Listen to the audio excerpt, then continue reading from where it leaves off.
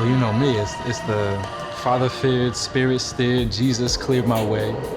Jersey red, heard me clear, rep these every day. You know, it's the dope dealer turned hope dealer, the thug turned theologian, a good fella, but still a little hood fella. This is the train to Newark Penn Station. When you think of planting a church, you think of doing something benevolent, one of the last places anyone thinks of doing it in the United States is New Jersey. New Jersey unnecessarily is consistently ranked one of the most hated places in the country. I grew up in Hackensack, New Jersey, and I'm more proud of it than most people say that I should be.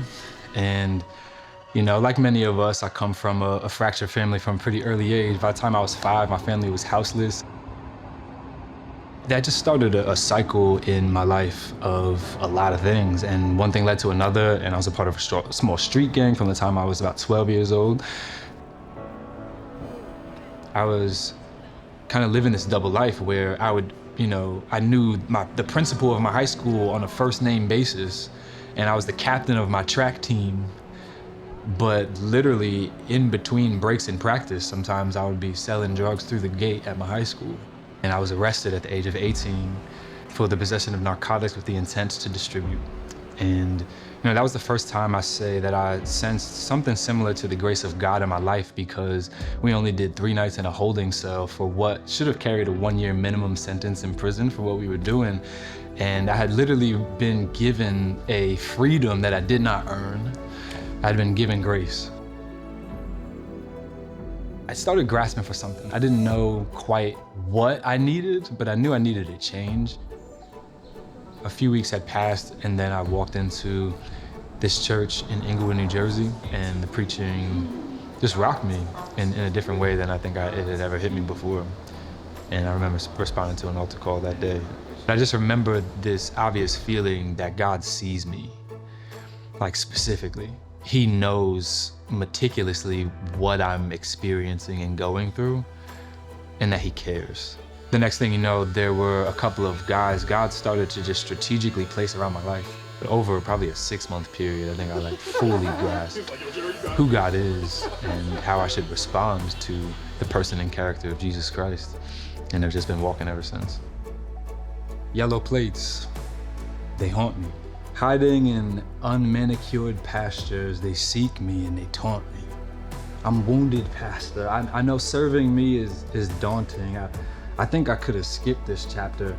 Exceptionally exhausting. The yellow plates, they haunt me.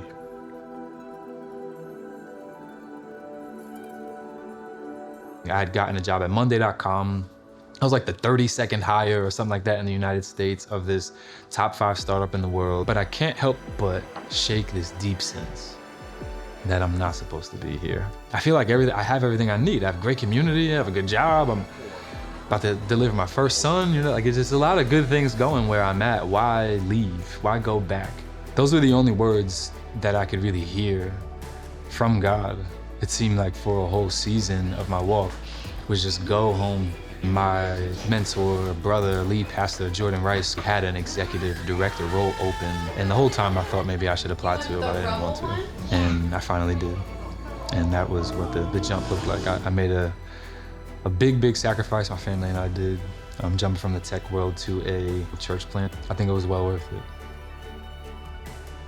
I've always loved New Jersey.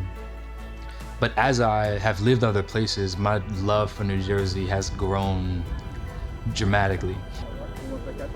As I started to think through the name of this church, I think names mean a lot. We came up with Eden because New Jersey is called the Garden State.